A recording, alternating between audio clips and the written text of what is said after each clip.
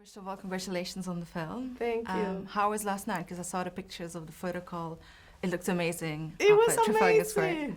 You know what? It reminded me actually of the movie where we were shooting it, because the way they basically destroyed the whole entrance of the theater with all, they kind of like created a G20 with the flags, and they destroyed it. And when we were shooting the movie, we had, the big ballroom scene, and then we had to destroy it. So that was, just truly reminded me of that. Could you tell me a bit more about the ballroom scene and how that was filmed? Because obviously it looks amazing.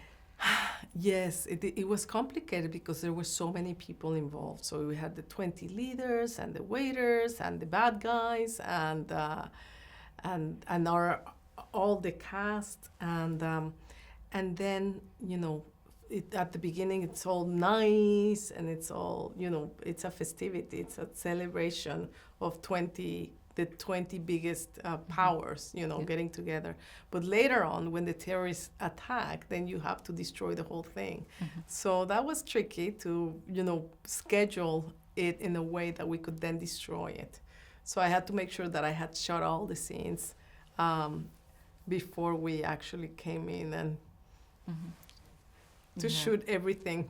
And how was that as a director to see that moment, to see like the big entrance? And it must have been exciting, but also obviously nerve-wracking. Yes, especially because you have a lot of, I had 4 cameras, probably 4 cameramen in the room doing the action. And the other thing that's also always very hard is the schedules are very tight in order to do this. We got stopped with the writer's strike and the actor's strike. We were already shooting the movie and we got stopped. We interrupted for 4 months and then we came back. And in order for me to not have to recast some of my actors, for instance, Manny, the head of the Secret Service that takes care of the Viola character, Ramon Rodriguez, he was already in his TV show by the time we came back. And I didn't want to recast him. So we went back and shot during the Christmas break, and we had to shoot him everything in like 5 days. So all of those challenges came into play with the movie, but you can't tell. No, you can't. And we all know that the actors have to do like certain preparations for stunts, and they work months in advance to like physically transform. I was wondering, as a director, how do those preparations go for like when you prepare for stunts? Do you have to like assemble it? Well, you probably assemble a team or sit with the writers, and how does that go? No, the writers are not involved anymore. Once we start shooting, it's really getting, a stunt coordinator. I also got a technical advisor, a military advisor, a security advisor.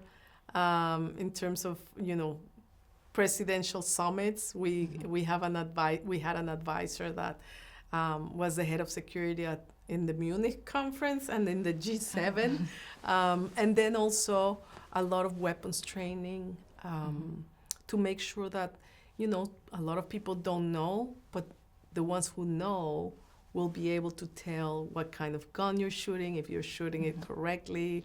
So I wanted to make sure that all of that was very faithful to reality. Okay. And Viola's character, like throughout the almost entirety of the film, she wears this beautiful dress, even during like the action scenes. I was wondering, when looking for the dress, if there were specific elements you wanted it to be, for example, like maybe stretchy enough to at least do the action scenes, or like just, like that kind of, that she was able to do all of it. Oh my God, the whole thing with the dress was tricky because, we had to, you can't buy the amount of cloth that you need to create 40 dresses in Cape Town.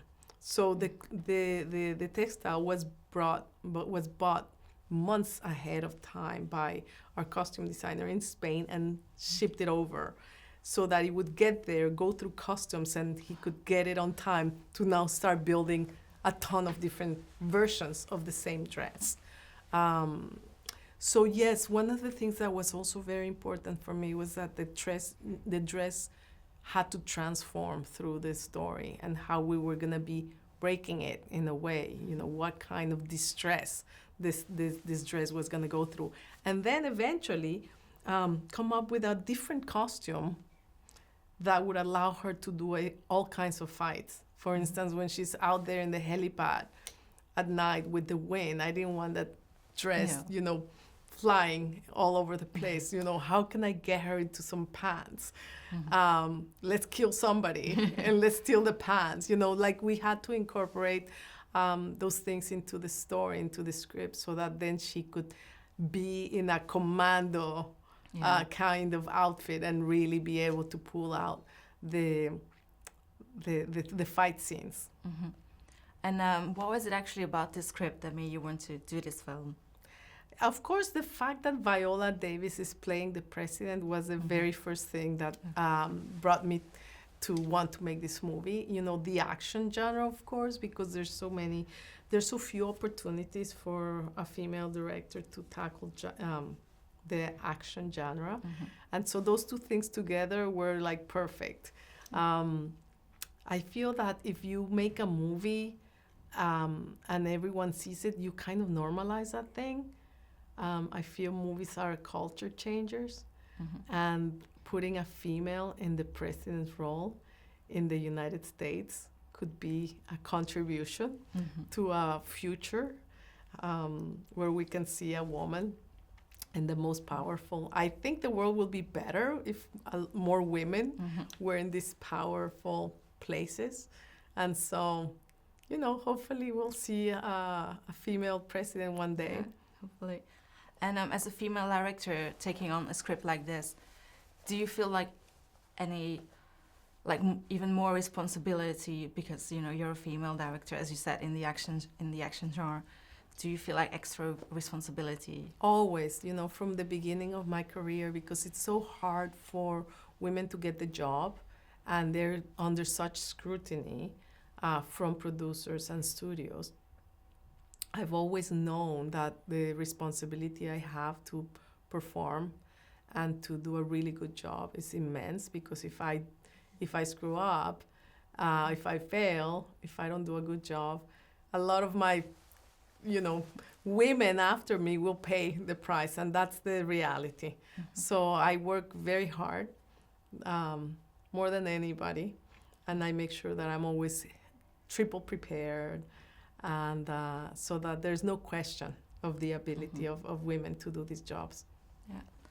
And you already talked a little bit about filming in Cape Town, and the fact that the dress had to be shipped.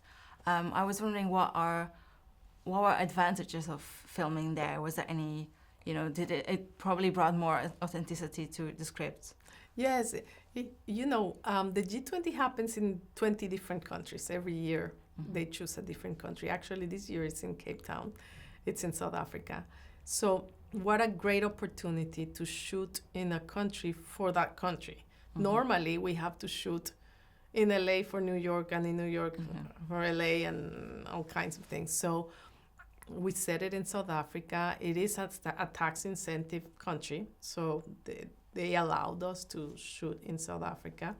And it's a beautiful place. It's stunning, it has stunning geography and a fantastic culture. So I think it gives the movie a flavor that it's like a James Bond movie, right? They always take it to a cool place. Otherwise, it would be boring. So that's, I think that's the beauty of doing it in Cape Town. And this is going to be my last question. Do you already have other projects you're working on and you can tell us about? Actually, no. I purposely have been waiting for the movie to get released. I do have a teenage daughter that needs a little more attention right now. So I don't want to jump right away into another movie, because this one was long and hard to make. And I went to Cape Town twice. I was almost 9 months away. So I want to stay put for a little bit until the right project comes. So you really could relate to the connection they have then. Exactly. Yeah. And that's why I made Serena appreciate her mother because both Viola and I are in teenage daughter situations. Yeah. So it was a lot of fun and very personal connection to the characters.